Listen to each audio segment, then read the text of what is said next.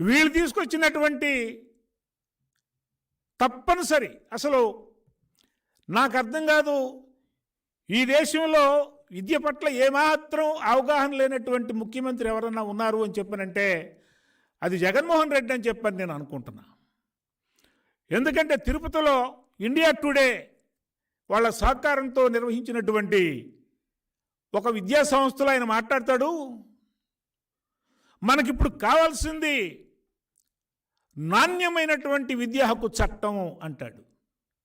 ప్రపంచంలో నాకు తెలిసి నాణ్యమైనటువంటి విద్యా హక్కు చట్టం ఎక్కడా లేదు. ఇప్పుడు ఈయన క్రియేట్ చేస్తున్నాడు.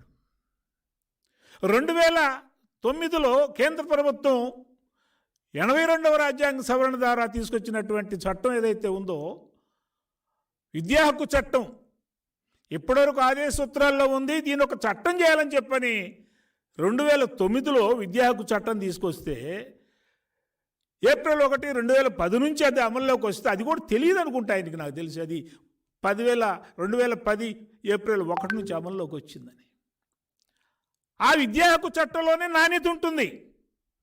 నాణ్యతకు సంబంధించినటువంటి అన్ని అంశాలు దాంట్లో ఉన్నాయి. ఉదాహరణకు 8వ తరగతి వరకు తప్పనిసరిగా తెలుగు మీడియంలో బోధించాలి అని చెప్పని ప్రపంచంలో ఎక్కడ లేనటువంటి విధానాన్ని మేము ఒప్పుకుంటాం. ఇంగ్లీష్ కావాలి అని చెప్పని ఇంగ్లీష్కి ఎవడో వ్యతిరేకం కాదు, నేను కూడా ఇంగ్లీష్కి వ్యతిరేకం కాదు. కానీ మిడిమిడి జ్ఞానం ఉన్నటువంటి కొంతమంది మేధావులను తీసుకొచ్చి వాళ్ళతో ఇంగ్లీష్ మీడియం యొక్క ప్రాధాన్యత గురించి చెప్పించి 1వ తరగతి నుంచి ఇంగ్లీష్ మీడియం ప్రవేశపెట్టాడు. ఎక్కడ ప్రపంచంలో ఈ పద్ధతి లేదు. దీని పర్యవసానం ఏంటి? ఇప్పుడు ఏం జరిగింది? ఎప్పుడూ లేనటువంటి డ్రాప్ అవుట్ రేట్ ఇవాళ ప్రభుత్వ పాఠశాల నుంచి ప్రైవేటు పాఠశాలలకి వలస వెళ్ళిన వాళ్ళ సంఖ్య దాదాపు 8 లక్షలు ఉంటుంది. బహుశా నేను అనుకోవటం ఇంకా ఎక్కువే ఉంటుంది. ఇది చాలా దుర్మార్గం అని చెప్పని నేను అనుకుంటున్నా. ఇవాళ తాజాగా ఒక వార్త వచ్చింది. అదేంటంటే చాలా తెలివిగా మనకొక ప్రిన్సిపల్ సెక్రటరీ ఉన్నాడు విద్యా వ్యవస్థకి, ప్రవీణ్ ప్రకాష్. ఈయనొక విచిత్రమైనటువంటి అధికారి. మనం చూసాం ఒక సందర్భంలో జగన్మోహన్ రెడ్డి గారి కాళ్ళ ముందు మోకరెళ్ళి ఏవేవో మాట్లాడుతున్నాడు. 76 సంవత్సరాలు ఇంత పనికిమాలిన ప్రజా వ్యతిరేక అన్యాయమైన అప్రజాస్వామికమైనటువంటి విద్యా ముఖ్య కార్యదర్శిని మనం వినలేదు, చూడలేదు, అనుభవించలేదు. చరిత్రలో దరిద్రమైనటువంటి విద్యా కార్యదర్శిగా ఇతను నిలిచిపోతాడని చెప్పని నేను ఖచ్చితంగా చెప్పుకోను.